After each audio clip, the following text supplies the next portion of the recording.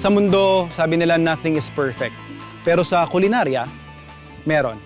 Kaya may mga standard kaming tinatawag dahil based on specifically temperature, sinasabi natin ang perfectly cooked poached egg is dapat yung yolk niya naglalaro yung temperature sa around 62 degrees. It normally takes around 3 minutes para mag-coagulate o mamuo yung egg white natin o yung albumin na tinatawag.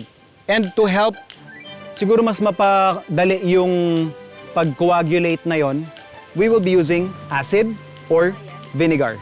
Swirl mo yan para magkakaroon ng parang whirlpool dun sa loob para mas maganda yung umbok niya. And of course, pinaka-importante dito, yung pinakasariwa or freshest egg na makukuha mo. But, just in case na hindi ganun ka-fresh yung itlog na gagamitin mo, what you can do is use a strainer para matanggal yung parang pinaka loose na or hindi na fresh na egg white.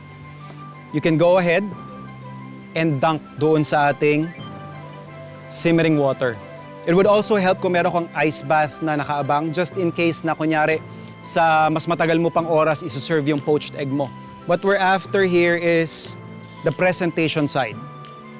So what you want to show here, ito yung nakikita mong ibabaw. Pag isuserve mo na siya, flip mo lang yan.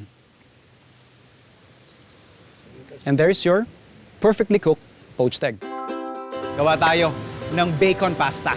Yung ating parsley, isang tipak ng smoked bacon.